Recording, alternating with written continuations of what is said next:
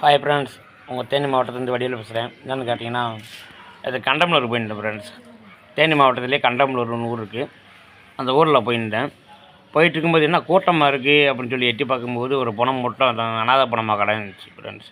ஒரு கிளவி அங்கே என்னம்மா என்னம்மா ஊரே பார்த்துக்கிட்டீங்க அப்படின்னு கேட்டதுக்கு, இது வந்து இவங்க எந்த ஊர்னே தெரில, அனாதமாக செத்து கிடக்காங்க அப்படின்னாங்க. சரி, ஒன்றும் பிரச்சனை இல்லைங்க, அனாதை தானே கிடக்கு அப்படின்னு சொல்லி பார்த்து அந்த வெட்டியானலாம் குழிகள் இப்போ எல்லாமே எடுத்தாங்க ஃப்ரெண்ட்ஸ். குழியிலே தோண்டிட்டாங்க. இந்த பணத்துக்கு வந்து யார் காசு தருவாங்க, சும்மா போட்டுருக்காங்க அப்படின்னு சொன்னாங்க.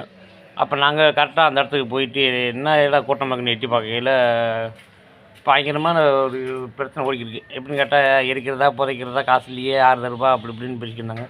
அப்போ நான் வந்து போயிட்டு யாரும்மா என்னம்மான்னு கேட்டதில் தெரியப்பா தம்பி, இது ரொம்ப நாளாக அந்த அம்மா இந்த ஊரில் இருக்காங்க, அவங்களுக்கு எரிக்கிறதுக்கு காசு இல்லை, ஒன்றும் இல்லை, யார் தருவா, என்ன செய்கிறது அப்படின்னு கேட்டாங்க.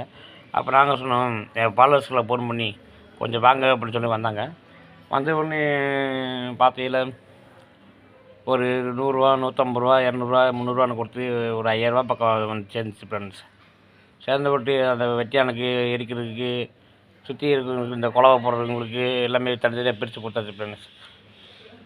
நம்ம ஊரில் இப்படி ஒரு சோதனை நடக்குதுன்னா நம்மளால் ஏற்றுக்கிற முடியாது என்ன ஃப்ரெண்ட்ஸ். அது தேனி மாவட்டத்தில் நம்ம இருக்கும்போது இப்படி ஒரு சூழ்நிலை யாருக்கும் வரக்கூடாது ஃப்ரெண்ட்ஸ். அதுன்னு சொல்லிட்டேன். உங்களால் முடிஞ்சதை செய்யுங்க. ஒரு வீட்டுக்கு வந்து ஒரு மாலை எடுத்து போடுங்க. கையில் ஒரு போர் பண்ணணும்னு சொல்லிட்டு எழுதுவாங்களே ஃப்ரெண்ட்ஸ், அது கண்டிப்பாக ஒரு ஆள் வந்து 30 ரூபா 20 ரூபா கண்டிப்பாக எழுதுங்க. அவங்க குடும்பத்துக்காண்டி செய்வானே.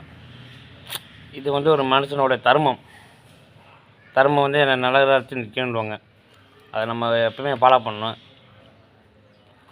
அந்த எரிக்கிறதுக்கு அந்த புதைக்கிறவங்களுக்காச்சும் கொஞ்சம் யூஸ் ஆகும் ஃப்ரெண்ட்ஸ். ஐயோன்னு போகக்கூடாது ஃப்ரெண்ட்ஸ். எந்த ஒரு பணமும் எந்த ஒரு உயிர் ஜென்மனும் மக்களாக நம்மதே புரிஞ்சுக்கணும். கொஞ்சம் ஷேர் பண்ணுங்கள், லைக் பண்ணுங்கள், கமெண்ட் பண்ணுங்கள்.